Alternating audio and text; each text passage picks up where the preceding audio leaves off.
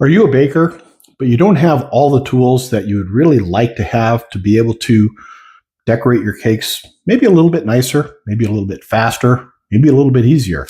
Well, this was just gifted to me so I could show it to you. Let's take a look. So first thing that you see right inside is a little page about all the different things that are inside this box. You've got a whole bunch of different bag tips, and there's a QR code right here that you can scan to get an ebook to show you how to use all of this stuff.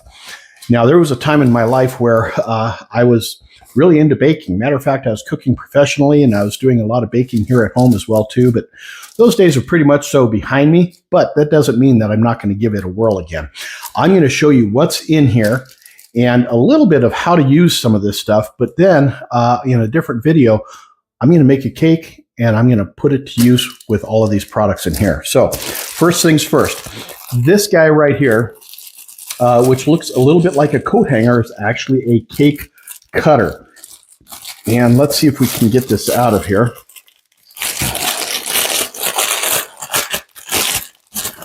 This, if you're making a cake, let's just carry this plastic here, make it a little easier.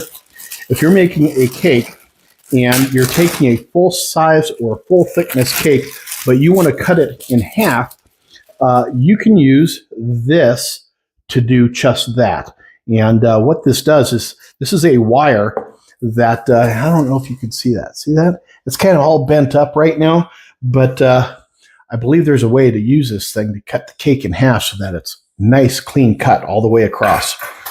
Also in here, an egg separator. That separates the yolks from the whites. If you're not comfortable using your hands, or you don't have a lot of experience using the egg shells to separate the whites from the yolks, this makes it a whole heck of a lot easier.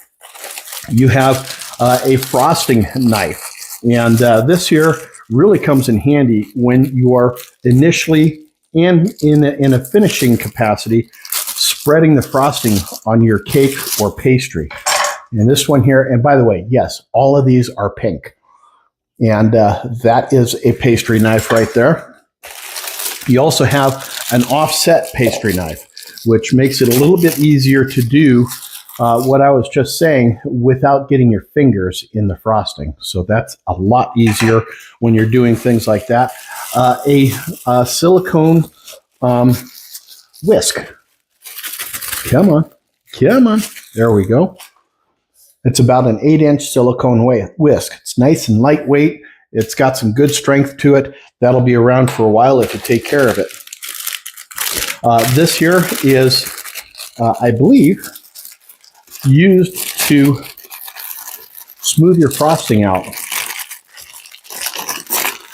So as you're using your cake spinner here, which I'm going to show you in just a few minutes, you can use this to really make your frosting nice and smooth. If you want, you can use the edge here to swirl the frosting on top or on the sides. That's a nice tool to have as well too. These guys here, looks like these are imprints for putting into your frosting or maybe on top of your cookies or something like that. You've got here a whole bunch of piping tips. That's a lot of tips right there. That in itself makes this completely worth it. You have piping bags. Now, the way these guys work, you notice that the tips are uncut. So what you do is, there's a bunch of different bags in here. What you do is you take one bag and you cut off the tip, and then you slide your piping tip into it so that just the end of the tip is sticking out. And then you can pipe your frosting onto your cake, your cookies, your pastries, or what have you. You have some measuring spoons. Looks like these are from a single tablespoon down to 1/4 of a teaspoon. That's a small measuring cup right there, a measuring spoon. But come on. There we go. So 1 teaspoon, half a teaspoon goes up to, let me see, tablespoon, half a tablespoon, half a teaspoon, 1 teaspoon, and 1/4 teaspoon. That's all in that one there. This pouch here, this bag here, has the large piping tips. This has a scraper in it, and it's a cute little bag that it's in. Look at that. It's got some ruffles on it. It's got a variety of different writing tips that are in here as well, too. It's got some brushes for cleaning, and it's got the scrapers in here so that you can scrape the side of the cake as you're spinning it. Now here, this is the guy that makes all of this work. This is your cake table. And this is actually a nice size cake table. And to give you some idea of how this works, I'm going to use a cake tin.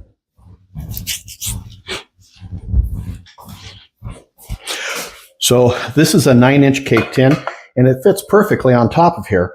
And what you do is you spin your cake as you're frosting it.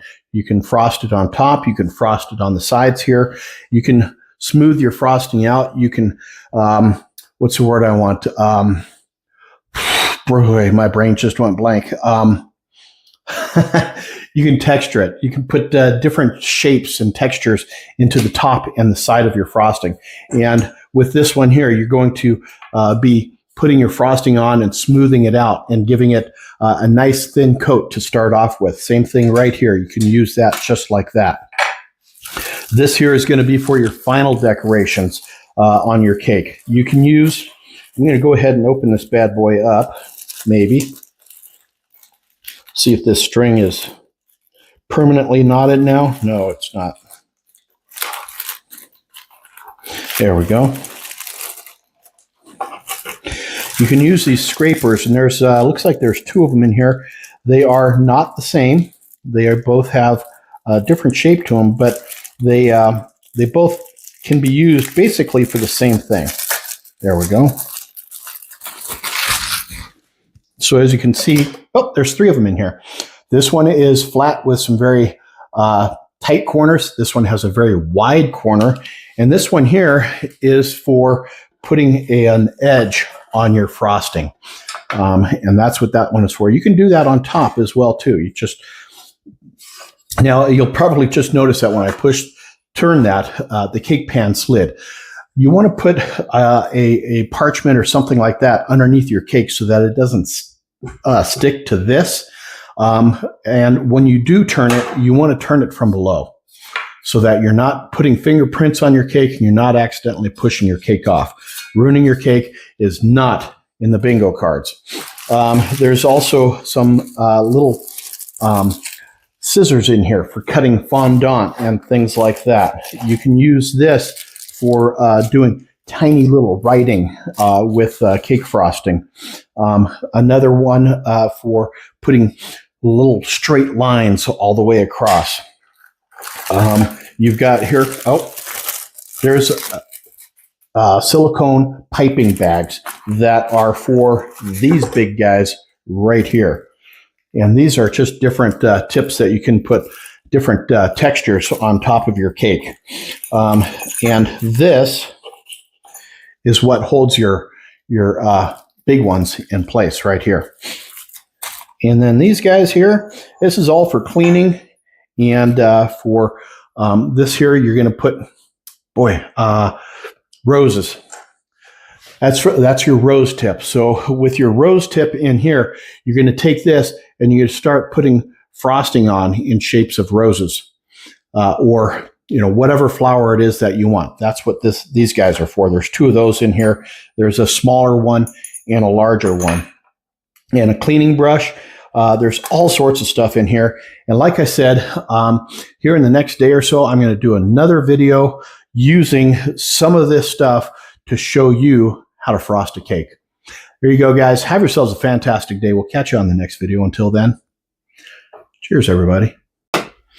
Hey, I just wanted to say a quick thank you for taking the time to watch my video. If you'd like to see more videos, the link to my Amazon storefront is down in the descriptions, and I'd love it if you'd take a little walk over there. Check it out. Have yourselves a fantastic day. We'll catch you later. Cheers, y'all.